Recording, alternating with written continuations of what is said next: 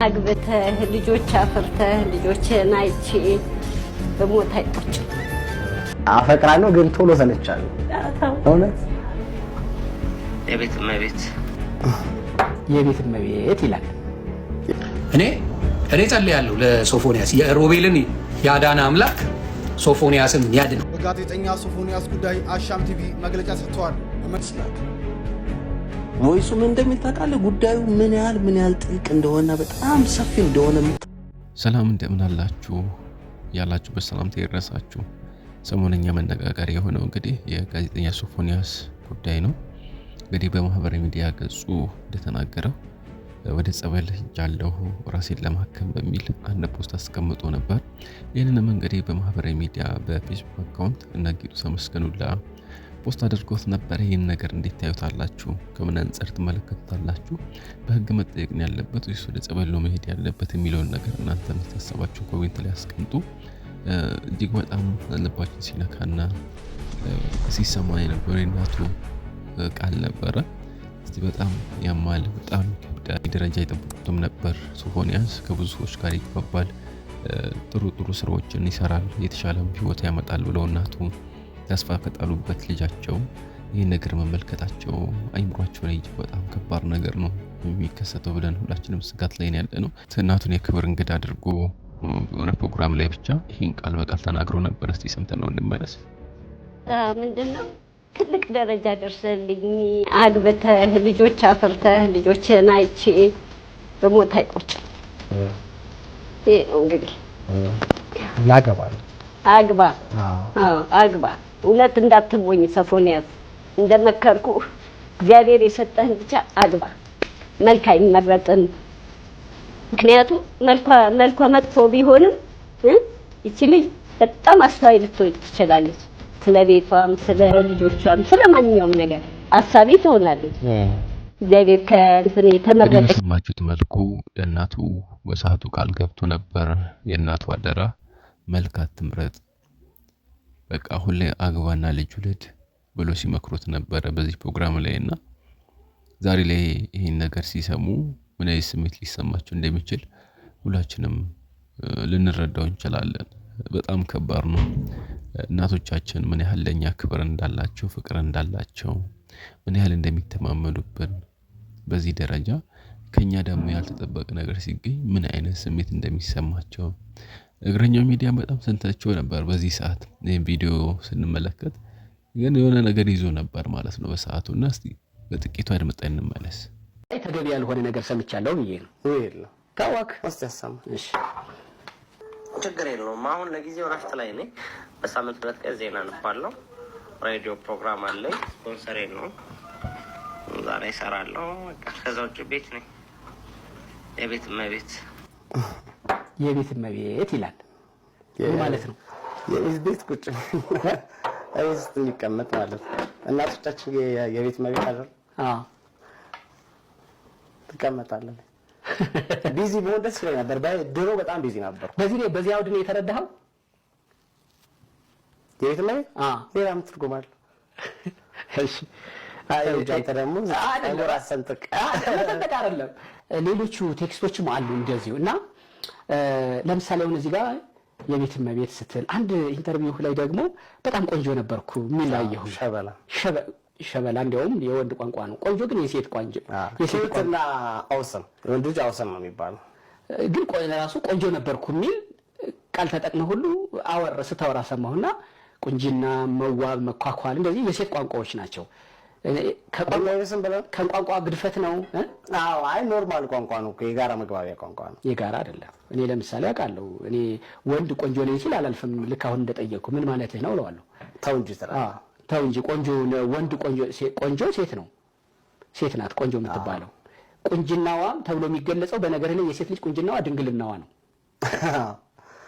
ወደኋላ መለስ ብላችሁ እግረኛው ሚዲያ ላይ ይሄንን ኢንተርቪው ቃል በቃል መስማት ትችላላችሁ። በሰዓቱ እግረኛው ሚዲያ በጣም ተተችቶ ነበርና በጣም ያሳዝናል። አሁን ላይ ግን እውነት ሆኖ መገኘቱ እንግዲህ ጋዜጠኛ ሙልጌታ ክፍሌ ስለ ሶፎንያስ ቃል በቃል ሌላ መረጃ ሲሰጥ ነበር። እስቲ እሱን አድምጠን እንመለስ። ነስቼ ግን ስልኩን አነሳሁትም ተኛው መልሽ። ከዛ ቮይስ ቮይሱ ምን እንደሚታቃለ ጉዳዩ ምን ያህል ጥልቅ እንደሆነ በጣም ሰፊ እንደሆነ የምታውቀው የላከልኝ ቮይስ ሙሌ እንዴት ነው ሙሌ አለኝ። ሙሌ የጠፋ ሰው ቶሮንቶን በጣም ተቆጣጥረዋል የሚል ነገር ደርሶኛል፣ በጣም ደስ ይላል ምናምን አለኝና አንድ በጣም የቅርብ አብሮ አደግ ጓደኛዬ በቅርብ ነው ካናዳ ቶሮንቶ የመጣው እና እባክህ ፕሊስ አገኘውና አንድ ቢራ ነገር እንደው ብጋብዝልኝ። ኢማጂን ይሄ ልጅ አገር ቤት ብቻም ሳይሆን ልክ እንደኔ እንዳንተ ያሉ ውጪ የሚኖሩ ሰዎችንም የዚህ ቆሻሻ ድርጊት ሰለባ ለማድረግም ብዙ ርቀት መሄድ እንደሚቻል ማሳያ ነው። ኖት ኦንሊ ኢትዮጵያ ብቻ አይደለም፣ አሜሪካም ካሉ በእንደዚህ አይነት ቆሻሻ ድርጊት ውስጥ ካሉ፣ አሜሪካም ካሉ፣ ካናዳም ካሉ፣ ጀርመንም ካሉ ብቻ ዋሬቨር በየትኛውም ዓለም ላይ ካሉ ሰዎች ጋርም በቅርበት ገብቷል። ፋይናንሻሊም ሰፖርት ሊያደርጉ ይችላሉ። እንደምታውቀው በጣም ጠንካሮች ናቸው። አሁን ካናዳም አሜሪካም በእንደዚህ አይነት ግብረ ሰዶማውያን ድርጊት ውስጥ ያሉ ሰዎች በጣም ፋይናንሻሊ ስትሮንግ ናቸው። እንደምታውቀው በጣም ተጽዕኖ ፈጣሪዎች ናቸው በፖለቲካውም በቢዝነሱ እና ከሀገር ቤት ባሻገር ምን ያህል ውጪ ድረስ እንግዲህ አስበው ማለት ይሄን ዛሬ ከሰማ በኋላ እኔ በየዋነት ማሰብ አልፈልግም። አሁን እንደው የምርም የቅርብ ጊዜ ጓደኛው መጥቶ እሱን ላላምድለት አይነት ነገር ነው ብያላም ቢራ ጋብዘው እና እባክህ እንደው አውራው አዲስ ልጅ ነው ምናምን ብሎ ነው ያለኝና መልስ አልሰጠሁትም። ሰምተሃል ብሎ ቴክስት ላከልኝ። ከዛ እሱ ከቮይሱ ቀጥሎ ሰምተሃል ብሎ ቴክስት ላከልኝና አሁን ዛሬ ያንን ቪዲዮ ሳየው በድጋሚ ሾክድ ነው ያልኩት። በጣም ነው የደነገጥኩት። ማርገጥ ምንም ሊመጣብኝ አይችልም። እጄም ልጁን ቢራ በጋብዘው ማቴሪያል ለይታችን። ኧረ ምንም ችግር የለም። ምን አንተ ተጨማሪ የምትፈልገው ነገር አለ? ኤክስትራ ሄሎ፣ ከቤት ወጥቻለሁ። ኦኬ፣ እሺ፣ የደረሰ በቃ ከቤት መኪና ይዝ ነው እንትን ሻወር ወሰድ ይበናል። በቃ እሺ፣ ችግር የለም። አረፍ እናታችሁ ፏብዬ ነው የምጠብቅህ። እሺ አባቴ። እሺ በቃ እቃም ግዛ ማቴሪያል ለይታችን። ኧረ ምንም ችግር የለም። ምን አንተ ተጨማሪ የምትፈልገው ነገር አለ? ኤክስትራ አይ ቆይ አንተ እንዲያው መጀመሪያ በቃ እሺ፣ ችግር የለም። እራት ደግሞ ጓደኛ አለችኝ፣ እሷ ጋር እንሄዳለን ማታ አብረን። ደስ ይለኛል። ይቻላል። እሺ እሺ። ቢጃማ ይዤ ልምጣ እንዴ? ደስ ያለን ይዘና አንተ የፈለከውን ይዘና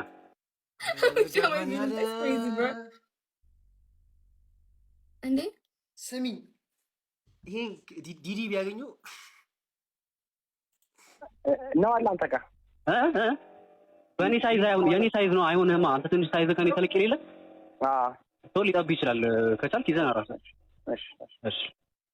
እዬ ሶፊሻ ወይ ኪሻ የደረሰ ኧረ በመድኃኒዓለም ኧረ በመድኃኒዓለም this is fucking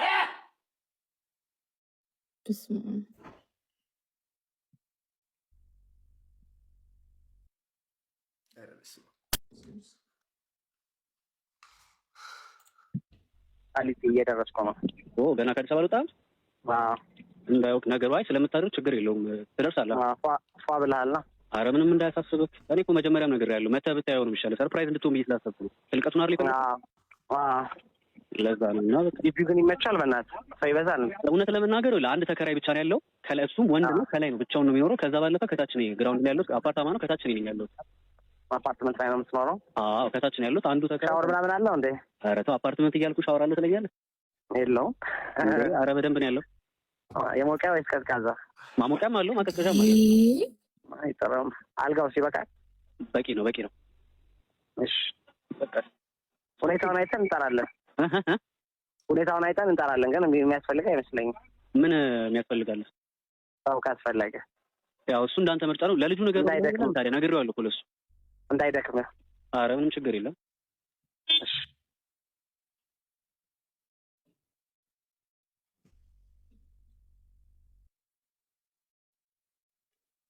አንቺ ሰማሽ እንዳል አንቺ ምን የለሽም? የት ነሽ ያለሽው? እንዴ እየሰሙት እያየሁ ነው። የድሮ ቪዲዮዎችን እየላኩልኝ እንዳይደክምህ ሌላ ሰው እሱ ዲስከስቲንግ በጣም ነው የሚያስቃብ እንትን የሚለው የሚቀፋው። ኢየሱስ በቃ ይሄ እንትን ላክልኝ። ኢንተርኔት ፓኬጅ እያወራሁ ልምጣ፣ እያየሁ ልምጣ። ይቻላል። ላክልኝ። እናትህ ትሙት እንደ ቢች ነው እንትን ያደረገው እንደ በቃ እንደ ቸከስናችሁ ነው ያደረገው። በቃ ተንከባከብኝ ታይፕ ሽት ኧረ መድኃኒዓለም እያየሁ ልምጣ is crazy bro ኧረ መድኃኒዓለም እኔ ፓኬጅ እሺ ወይ በቃ ወይ ሶፊ ኮሜርሻል ባንክ ጋር ነኝ። የቱ ጋር ነህ? እኔ ደግሞ አደባባዩ ጋር ነው ያለሁት። ኮሜርሻል ባንክ ማለት ንግድ ባንክ ማለት ነው? ኦኬ ተሻዛው አደባባዩ ጋር ማለት ነው። የቱ ጋር ነህ አንተ? እሺ እኔም እየመጣሁ ነው። ፊት ለፊት ያው አደባባዩ ጋር ቆሜያለሁ። በቃ ያወራሁት ልምጣት እንዴ? እሺ ይሄ መጨረሻ ላይ የደበደቡት ቀን ሲገናኙ ነው የደበደቡት ሲል የተገናኙት ነው የተደዋወሉት አላ ሲያገኙ የዛ ቀን ነው። ይሄ እኮ ሞር ኤቪደንስ እኮ ነው። እየመጣ ነው እያወራው እንዲህ እየመጣ እንዲህ እያወራው እየመጣ ማለት ልጋኮን የት አለ ልብስ እኔ ሮዝ ፒንክ ነው የለበስኩት። አንተ ምንድን ነው የለበስኩት? ምንድን ነው ፒንክ የሚያስለብስህ? ዛሬ ቀን ቲሸርት ነው። እዛው ቪዲዮ ላይ ያየኸው ፒንክ ቲሸርት ነው። ፒንክ አድርገህ ነው የምትዞረው? አዎ ፒንክ አድርጌ ነው የምዞረው። የት አለ? የቱ ጋር ነው ያለው? አንተ ንግድ ባንክ ጋር። ኧረ አወራሩ ድምፁን እየሰማሽው ነው ግን ምንድን ነው የለበስክ አይሎም ነበር? ያው ድምፁን እየሰማሽው ነው ግን አይደለ? ላይ እንደሚቀልጽ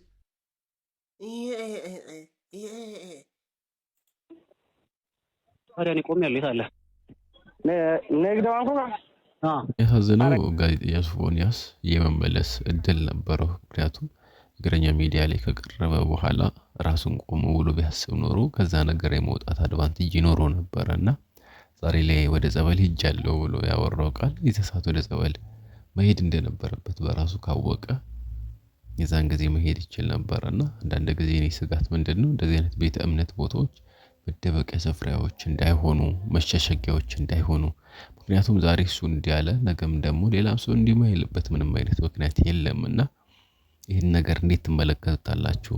በህግ ነው መጠየቅ ያለበት ወይስ ደግሞ ጸበል ቦታ ነው መሄድ ያለበት? ምን አይነት ሐሳብ አላችሁ እናንተ? ሐሳባችሁን ኮሜንት ላይ አስቀምጡ። ወደ ሌሎች ጉዳዮቻችን እንመለስና አብረን እንመልከት። ምን አይነት በክት ነህ? ምን አይነት እንደው ምን የጠነባ ጥንባታም ነህ? እግዚአብሔር ምስክሬ ነው። ቪዲዮን አይታችሁታል? ያራዳ ልጆች እንዴት እንደ ግምት የሚል ቪዲዮ ነው ያዩት። እኔ ዛሬ ያየሁት ቪዲዮ እግዚአብሔር ምስክሬ ነው የገማ የተግማማ ቪዲዮ ነው ያየሁት እዚህ ዩቲዩብ ቻናል ላይ፣ እዚህ ከላይ የምታዩት ዩቲዩብ ቻናል ላይ ስብዓት ለአብ ስብዓት ለወልድ ስብዓት ለመንፈስ ቅዱስ በጌታ በኢየሱስ ክርስቶስ ስም አንተስ ደም ይፍሰስ። እግዚአብሔር ምስክሬ ነው። እኔ እንደዚህ አይነት ሰይጣኒዝም የሆነ ስራ የሚሰራ ሰው በጣም ነው የሚደብረኝ፣ በጣም ነው የሚያስጠላኝ። የአዳማ ልጆች ይመቻችሁ። እግዚአብሔርን ቪዲዮን ሳይ እርክትን ያልኩት በእናንተ ስራ በጣም ጸዴ ስራን የሰራችሁት። ስራቸውን በቃ እግዚአብሔር አንጀት አርስ ነው እና ኦርቶዶክሳውያን ሆኖ ይሄ ሲጀመር በመላው ኢትዮጵያ ኦርቶዶክስ መሆን ሙስሊም መሆን ጴንጤ መሆን ምናምን አያስፈልገውም። ይሄ ሁሉም የሚቃረነው ነገር ነው። ጋይስ እግዚአብሔርን በህግ መጠየቅ አለበት። ሶፎንያስን ሁላችሁም ማለት ነው በህግ መጠየቅ አለበት ብላችሁ ኮሜንት አድርጉ። እኔ ጸልያለሁ ለሶፎንያስ የሮቤልን ያዳነ አምላክ ሶፎንያስን ያድነው፣ ሌሎችንም ወንድምናቶቻችን ያድንልን፣ ከዚህ ልምምድ ያውጣልን እግዚአብሔር አምላክ። በተለይ ደግሞ በጣም አርገው እነሱን የሚጠሉ ሰዎች በነገራችን ላይ ራሳቸው ናቸው። ጌታ ምስክሬ በጣም ምክንያቱም እኔን አልነካኝም። በጣም አርገ እነሱን ከጠላ you're one of them። ለምን ማነካ? አንተን አልነካ፣ አንተ ጋር የደረሰብህ የለ። በጣም አርገ ከጠላ ራስ ውስጥ እነሱን በዛ ያለ የሚያስጠላህ ነገር የለማ። ቢካዝ የምትኖረው አሜሪካን ሀገር አብራቸው ስትሰራ አብራቸው ምን ስትሆን ምንም ያላልክ ሰውዬ እንዴት በኃይለኛው ልትጠላ ቻልክ? ሃው ምን አግብቶ ያንተ ገላ አይደለ ያንተ ሁኔታ አይደለ ካንተ ጋር የሚያገናኘው ነገር የለ። እንደ በጣም እጠላለሁ ካል ተደብቀ የምታደርገው አንተ ነህ። ጌታ ምስክሬ በጣም ችግር ያለበት ሰው በጣም ይጠላቸዋል። ራሱ ነው ፍራቻው ነው እንዳልገባ ብሎ ፍራቻው ነው በጣም የሚያስጠላው። እኔ አይሞቁኝም አይበርዱኝም። ታዘየማ ቢዝነስ የኔ ጉዳይ አይደል። በጣም እነሱን እጠላለሁ የሚል ሰው ጌታን ነው ማለት ራሱ ነው። እሺ ጋይስ ሆሚኒን ተመልሻለሁ። ዛሬ ሰሞኑን ዜና ሁለት ዜና ሰማሁ። አንደኛው ሶፎንያስ የሚባለው ጋዜጠኛ ምናምን ተያዘ ምናምን ተያዘ ሳይሆን ያው እዛው አጋለጡት ምናምን ተብሎ እሱ ደግሞ ፖስት ያደረገው አዳማ ሄጂ ተዘርፌ ነበር ምናምን ብሎ አለ። ሁለተኛው ደግሞ ምን ሰማው I heard about like Johnny, YouTuber Johnny. Like አውቀዋለሁ አሁን ግን እና አሰሩታል እና በጣም ክሬዚ ኢትዮጵያ በቃ በጣም የበከተ ነገር ነው ያለው። ለምን እንደሆነ ነገራችሁ። አንዳንድ አስተሳሰቦች አሁን አሉ ደግሞ ይሄ እነዚህ ተሳድበው ምናምን እነሱ ቲክቶክ ላይ ወጥተው እየተሳደቡ እንደዛ ብልግና እየተናገረ ጃኒ ግን ያንን አደረገ ተብሎ መታሰሩ ስናፌር ብዬ ነው የማስበው። ጃኒ ያንን ማድረጉ በእኔ አንጻር ሳየው ስናሪ ባድ ቲንግ ላይክ ስለሌለው እኮ አይደለም የሚያልኩት መጥፎ ነው አይደለም የምትሉት እናንተ እሱ ነው። ግን ለእኔ ፐርሰናሊ ሶፎንያስ የሚባለው እንደዛ ቴክስት ተደራርጎ ስለ ጌነት ምን አድርጎ የሚደፍር በነፃነት የሚኖርበት ሀገር ላይ እየተኖረ ምናምን ጃኒ ግን ተነስቶ መታሰሩ ዳስ ክሬዚ። እግዚአብሔር ነው የምለው። ደግሞ ይቅርታ ጠይቋል። አጠፋ እንኳን ብንል እንኳን ይቅርታ ጠይቋል። ሌሎቹም ያቺ ሴቷ እንኳን ትታሰር አይዶ ነው። እኔ የእሷም አለባበሷ እንትን ላይሆን ይችላል፣ ለልጆች ምናምን ተገቢ ላይሆን ይችላል። ግን አመለካከቷ ታሰር ላይ ካላ የራሷ ብዩ ነው፣ እሷ እንደፈለገችው። ግን የጃኒ ስናራይ ብዬ ነው የማስበው። ስንት የህፃን ልጅ ህይወት ባጭር የቀጨ ስንት ደፋሪ ስንት ወሮ በላ የሚባልበት ባለበት ሀገር ውስጥ ሰው ቦርሳ ይሰራል ተብሎ መታሰር ስናፌር። ስንት ስራችንን በአግባቡ እንስራ። ፖሊሶችም ሲባል ከረፈፍ የሆነ ፖሊስ አይኖረም።